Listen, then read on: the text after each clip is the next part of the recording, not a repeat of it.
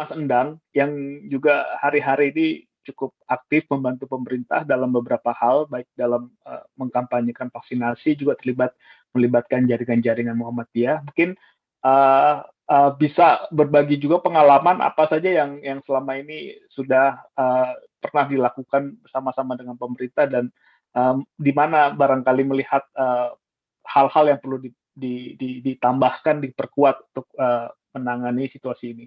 Waktu dan tempatnya saya persilakan pada Mas Endang, 10 menit maksimal. Baik, terima kasih Mas Abi, Mas Imdad, dan yang lain. Pertama saya ingin menyatakan di awal ini adalah bahwa tidak ada satupun negara ini yang telah berhasil melewati COVID dengan baik. Belum ada negara yang bisa lepas dari COVID. Jadi saya kira apa yang terjadi di Indonesia, di kita, adalah sesuatu yang juga terjadi di berbagai negara lain. Tadi sudah disampaikan oleh Prof. Kenichi. Kalau di Jepang sudah gelombang kelima, di Indonesia baru gelombang kedua ini. Kita nggak tahu gelombang ketiganya akan juga seperti apa nanti, karena ini tergantung kepada sikap kepatuhan, ketaatan masyarakat terhadap protokol kesehatan. Kemudian yang kedua yang ingin saya sampaikan bahwa krisis kesehatan yang berujung kepada krisis ekonomi dan berdampak terhadap segala aspek kehidupan masyarakat, kalau tadi dijelaskan oleh berbagai narasumber, termasuk kesehatan mental masyarakat. Ini jangan sampai kemudian digiring menjadi krisis politik. Karena di hari-hari terakhir ini kita melihat ada upaya untuk menggiring ini menjadi krisis politik.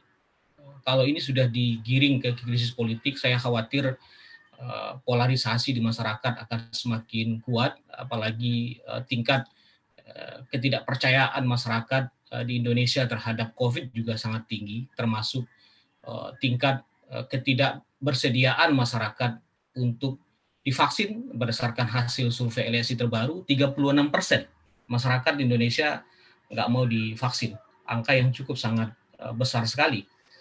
Justru ini yang semestinya menjadi tugas kelompok civil society, menjadi tugas kelompok masyarakat NU, Muhammadiyah, dan kelompok-kelompok masyarakat yang lainnya, agar kemudian yang 36% ini punya kesadaran bahwa sikap kepatuhan mereka dan kebersediaan mereka untuk divaksin adalah bagian dari melindungi dari seluruh rakyat Indonesia. Kalau 36% ini kemudian tidak mau divaksin, saya yakin herd immunity-nya tidak akan terjadi, dan kemudian akan terus-menerus virus ini menjadi bagian dari masyarakat kita, dan ini akan mengganggu secara terus-menerus ekonomi kita, mengganggu kesehatan kita dengan fasilitas kesehatan yang tidak memadai. Maka oleh sebab itu saya kira tugas bersama untuk mengingatkan semua kelompok masyarakat. Kita dengar tadi di Malaysia juga sudah terjadi krisis politik, di mana kemudian dibawa ini digiring kepada hal yang bersifat politik, jadi tentu akan mengganggu kebijakan-kebijakan negara, kebijakan-kebijakan pemerintah di dalam mengambil keputusan-keputusan yang terbaik terhadap penanganan COVID. Dan hari-hari terakhir ini mulai terjadi di Indonesia, dan saya kira ini perlu kesadaran kita bersama untuk mencoba melawan kelompok-kelompok yang coba ingin merongrong kepercayaan publik terhadap pemerintah. Kalau berdasarkan survei terakhir di bulan Juni, 2 survei saya sampaikan, di bulan Juni tingkat kepuasan masyarakat terhadap Jokowi, Prof. Kenichi, itu masih 35% berdasarkan survei dari Saiful Mujani Research and Consulting. Tapi di terakhir di bulan Juli, survei yang dilakukan oleh LSI, ada penurunan terhadap kepercayaan masyarakat kepada pemerintahan Jokowi. Itu karena faktor di mana kemudian terjadinya pembatasan masyarakat PKM, di mana kemudian ini terdampak kepada sektor informal. 64 juta masyarakat Indonesia sektor informal yang hidupnya hari ke hari adalah di mana hari ini dia bekerja adalah untuk hidup hari ini, itu ada 64 juta orang, dan itu tentu terdampak dari PPKM ini.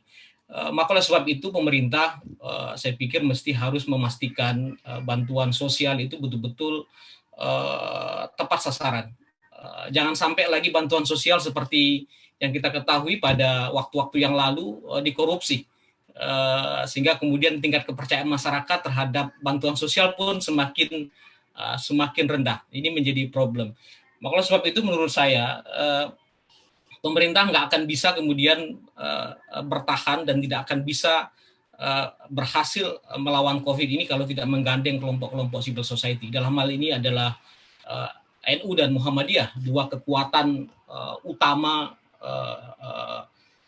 Indonesia yang menurut saya tanpa NU dan Muhammadiyah saya nggak bisa membayangkan bagaimana kemudian Indonesia sekarang dan Indonesia di masa yang akan datang. Jadi oleh sebab itu dua kekuatan ormas besar ini harus menjadi tempat di mana pemerintah harus berseia sekata. Jangan sampai terjadi seperti yang disampaikan oleh Prof. Kiai Sas beberapa waktu yang lalu bahwa kemudian pemerintah nggak mengajak kelompok-kelompok civil society untuk berbicara terkait dengan apa yang dilakukan oleh pemerintah di dalam menangani persoalan COVID ini. Ini tentu harus membangunkan pemerintah, harus membangun komunikasi, harus menjadi kesadaran baru bagi pemerintah.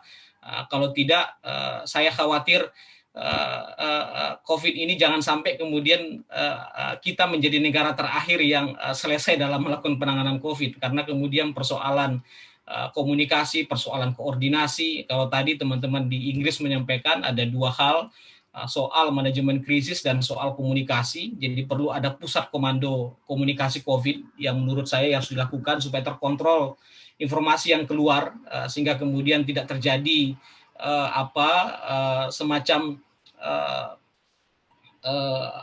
hiruk pikuk baru karena problem komunikasi dari pejabat-pejabat kita yang kadang-kadang juga memicu reaksi-reaksi yang tidak penting di tengah-tengah masyarakat.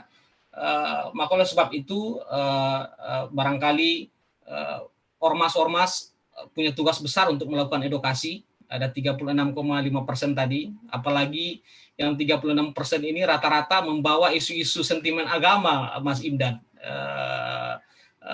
Ini penting untuk kemudian menjadi tugas bersama. Harus diingatkan bahwa tujuan syariat diturunkan itu dua diantaranya adalah menjaga jiwa dan menjaga akal sehat, hifzul akal.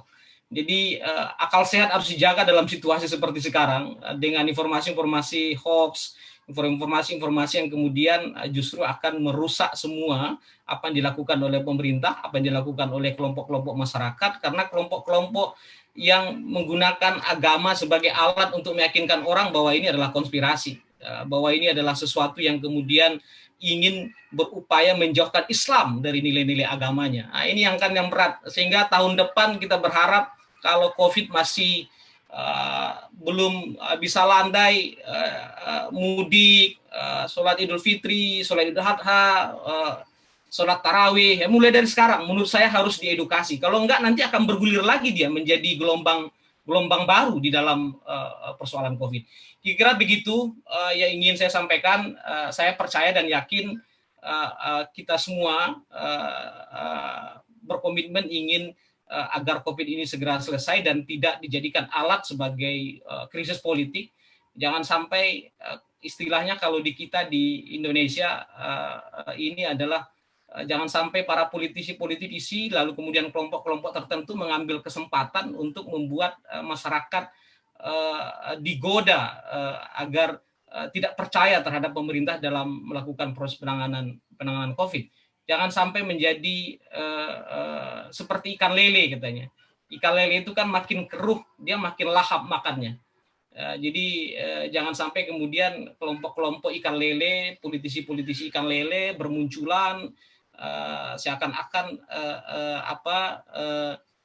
negara gagal, pemerintah gagal, maka harus kita turunkan. Nah, ini yang bahaya. Kalau krisis politik terjadi, maka ini akan tidak terkendali penanganan COVID di Republik ini. Kira-kira begitu, Mas Imdad, Mas Abi, dan yang lain-lain. Terima kasih. Assalamualaikum warahmatullahi wabarakatuh. Assalamualaikum. Ya, terima kasih Mas Endang penjelasannya.